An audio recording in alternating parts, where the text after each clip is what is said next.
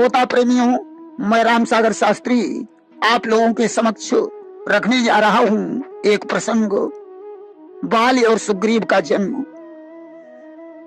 देखिए, ब्रह्मा जी ने देवता और दैत्यों को जन्म दिया, परंतु दोनों आपस में लड़ते झगड़ते रहते थे।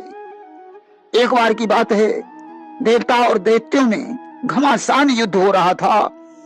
ब्रह्मा जी उन दोनों में युद्ध होते देखकर दुखी हो गए और उनकी आंखों में आंसू आ गए कि देवता दैत्य का युद्ध देखो, ब्रह्मा जी दुख में छाए हैं।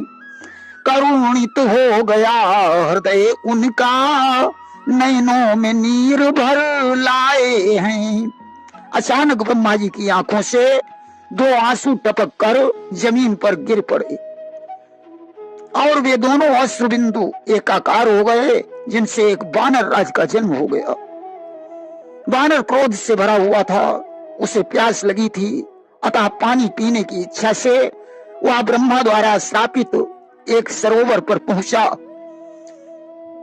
जिस सरोवर में देव कन्याएं स्नान करने के लिए आती थीं।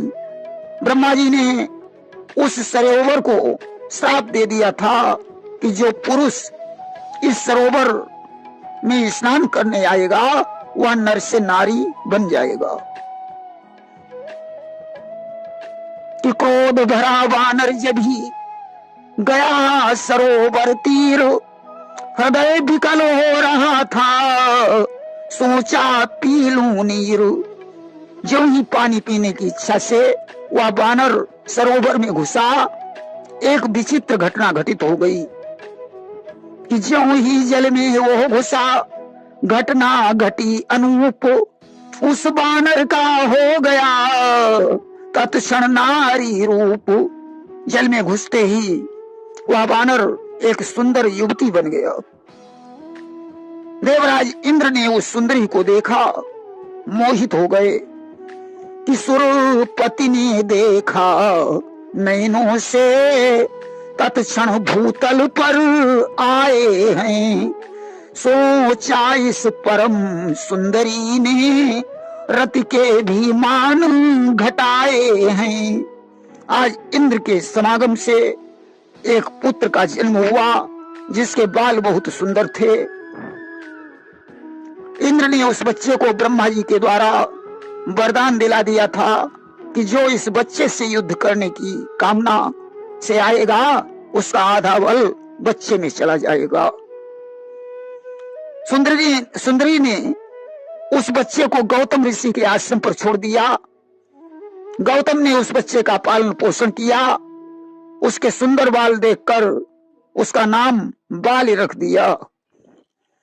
इसके पश्चात भगवान सूर्य के समागम के द्वारा एक पुत्र का जन्म हुआ, जिसका कंठ बहुत सुंदर था। सुंदरी ने वह बालक भी गौतम ऋषि के आश्रम पर छोड़ दिया। सुंदर कंठ देखकर गौतम ने उसका नाम सुकंठ रख दिया। अब सुंदरी ने ब्रह्मा जी से प्रार्थना की कि मैं इस नारी शरीर से मुक्ति चाहता हूं, और जिस सरोवर में मैंने स्नान किया और नारी बन गया, उस सरोवर भी नष्ट कर दीजिए। ब्रह्मा जी ने एवमस्तु कह दिया और कहा, जाओ अब तुम सरोवर में पुनः स्नान कर लो। पुनः सुंदरी ने किया सरोवर में स्नान, फिर से वानर राज था, सर का मिटा निशान। सुंदरी ने पुनः उस सरोवर में स्नान किया, फिर से वानर राज बन गया, साथ ही साथ उस सरोवर भी मिट गया। अब वानर राज गौतम के आश्रम में पहुंचकर दोनों बच्चों को ले आया और पंपापुर में अपना निष्कंटक शासन करने लगा। कि जब वो तप करने को चला गया, तो बालिराज सम्राट हुए, शासन में हाथ बटाने को सुग्रीव वीर भी साथ हुए। इसके पश्चात जब वानर राज तपस्या करने के लिए चला गया, तो शासन सत्ता की बागडोर बाल के हाथों में आ गई। शासन में हाथ बटाने के लिए सुग्रीव बाल के साथ रहे। दोनों में अनंत प्रेम था। सुग्रीव के विवाह के समय देवगुरु बृहस्पति जी ने इंद्र को बताया कि यदि रूमा और सुग्रीव का विवाह हो गया तो तुम्हारे पुत्र बाल पर खतरे का पहाड़ टूट पड़ेगा। यह विवाह संपन्न होते ही दोनों की मित्रता नष्ट हो जाएगी और बाल की शीघ्र मृत्यु हो जाएगी। इंद्र ने सुग्रीव का विवाह रोकने का बड़ा प्रयास किया, परंतु फिर भी ब्रह्मा के लिखे विधान को मिटा नहीं पाए। सुग्रीव का विवाह रूमा के साथ हो गया और कुछ ही दिनों के बाद दोनों का प्रेम समाप्त हो गया। बाल ने सुग्रीव की पत्नी रूमा को छीन लिया और राज्य से बाहर निकाल दिया। सुग्रीव किष्किंधा पर्वत पर रहने लगे। धीरे धीरे वह समय भी आया जब राम और सुग्रीव की मित्रता हो गई और राम के बाण से बाली मारा गया।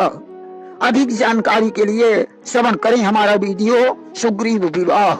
प्रेम से बोलिए वृंदावन बिहारी लाल की जय।